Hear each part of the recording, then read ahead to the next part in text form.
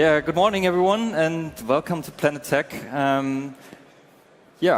Who of you already knows Ecosia? Please raise your hand. Oh wow. Okay, there are a few people who don't know it yet, so I'm going to quickly explain what we do and who we are. So Ecosia is a search engine.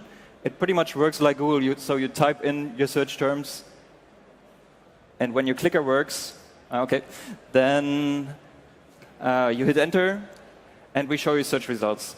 Like Google, we also display advertisements next to these search results, and when you click on these ads, then we make money. Now, the big difference between us and Google is that we use that money to plant trees. And through this simple trick, we've already planted over 40 million trees, which is quite awesome. Thank you. So we're planting these trees in areas where they're most needed, like here in Burkina Faso, for example. This area has been heavily deforested over the last few decades and is slowly turning into a desert. Now we're supporting the local communities. Oh, this is supposed to run now. I'm just going to tell you the story then. So we're supporting the local communities to break open the soil, and they then dig little half-moon-shaped holes into the ground and put seeds into these holes. And the idea behind that is that once the rain comes, it won't just run off, but actually get harvested by these holes, and then the seeds start to sprout, and suddenly you have vegetation again.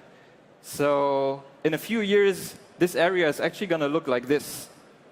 So you're going to have a healthy savanna forest, and of course this forest can now provide much better for the villagers. So they can grass some of the grass with their animals, and they can also harvest some of the nuts or fruits from the trees. And if they need, they can also use some of the branches as firewood. So this is a completely different situation for them now. In a way, with the tree planting, we started a positive cycle.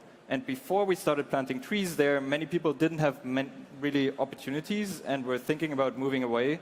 And now they can really build a future for themselves and also for their kids, which is really great. So as you can see, I love trees. But trees are not only great for people, they're actually also really great for the climate. So I'm an optimist, and I believe that during the next few decades, we will manage a global transition from fossil fuels to renewable energy, and through that, we will drastically reduce our global CO2 emissions. But this actually isn't enough. This is only half of what we need to do. In addition to that, we also need to remove a lot of CO2 from the atmosphere. And fortunately, Mother Nature has provided us, after millions of years of research, with a perfect technology to do that, and this technology that's trees.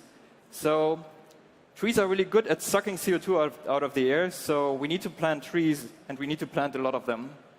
On this map, in the green areas, you can see all the areas where trees can and should be planted. We currently have around 3 trillion trees on this planet, and there's room for an additional 1 trillion trees. And if we manage to plant these trees, then we can actually suck hundreds of gigatons of CO2 out of the atmosphere. And this will give us a much better chance to actually survive this century and fight against climate change. So tree planting isn't just something nice to have that tree huggers do.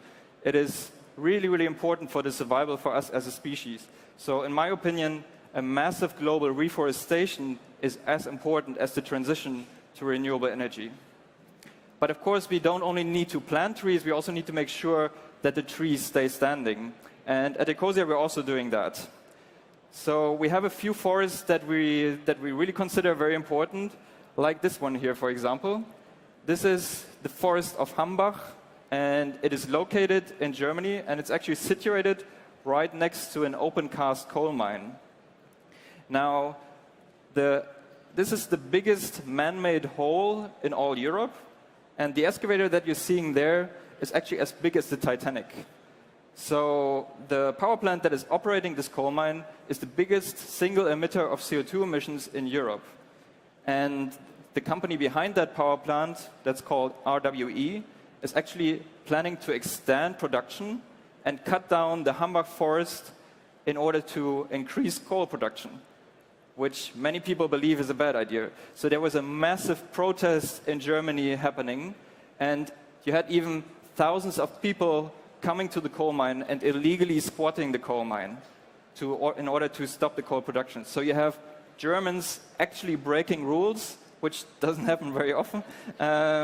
This shows you how special and important this is. The Humburg Forest has actually turned into a global symbol for the fight against climate change. Now, our people, of course, also joined the protests, but in addition to that, we also thought what else we could do to make sure that this forest stays standing. And during the discussion, somebody kind of jokingly said that we could just buy the forest. And in the beginning, we just laughed about that, but then we thought, well, this is maybe not such a bad idea. So a few days later, we actually published a purchase offer and sent that to RWE, and we wanted to buy the Humburg Forest for €1 million from them. So this story got picked up immediately by almost all German newspapers, and also the international press reported about it, and you even had the United Nations and Leonardo DiCaprio Foundation tweeting about it. So there was a massive pressure building up, and even though, unfortunately, RWE in the end didn't sell us the forest, we still created a situation where it has now become almost impossible for them to cut down the forest because so many people now deeply care about the forest. In addition to that, this pressure has also kind of pushed the German government, or is hopefully going to push the German government to speed up the exit from out of coal, which is also great. So I personally hope that the Humburg Forest will soon become something like a natural monument for one of the biggest victories in our fight against climate change, and we're going to do everything we can to make sure that this forest stays standing. But at Ecosia, we're not only trying to plant and protect trees, we're also trying to redefine what business means. Because, you know, I studied business administration, and everybody told me that businesses are just there to maximize profits, but I somehow never felt that this is the only truth. So, for example, me and my team, recently, we decided to transition Ecosia from a for-profit company into a non-profit, self-owned company. So Ecosia now can never be sold, and we can never take any profits out of it. So I always want to do this effect. See, boom. So Ecosia is now, this is irreversible and legally binding. So Ecosia can never be sold, and I think this will really help the movement become even stronger. Thank you. Now, I assume that maybe a few people here at Web Summit will think that this is a bad idea, maybe especially the venture capital companies.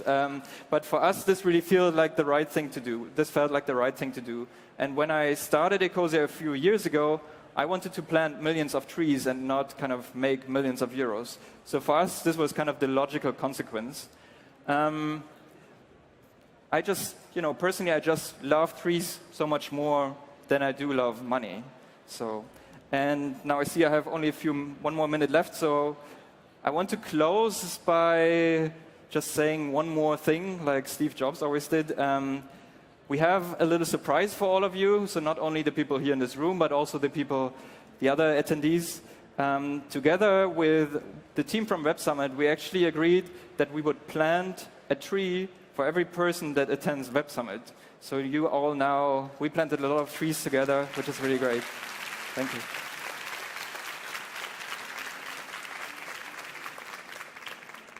So these trees will be planted in Senegal, and they will be provided to farmers, so the farmers can generate an additional income and also provide more food security for their families.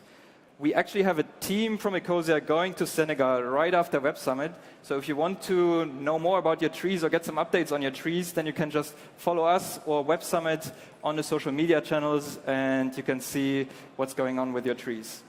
So yeah, that's it from me. I wish you all a wonderful Web Summit. Don't forget to plant some trees, and may the forests be with you. Thank you.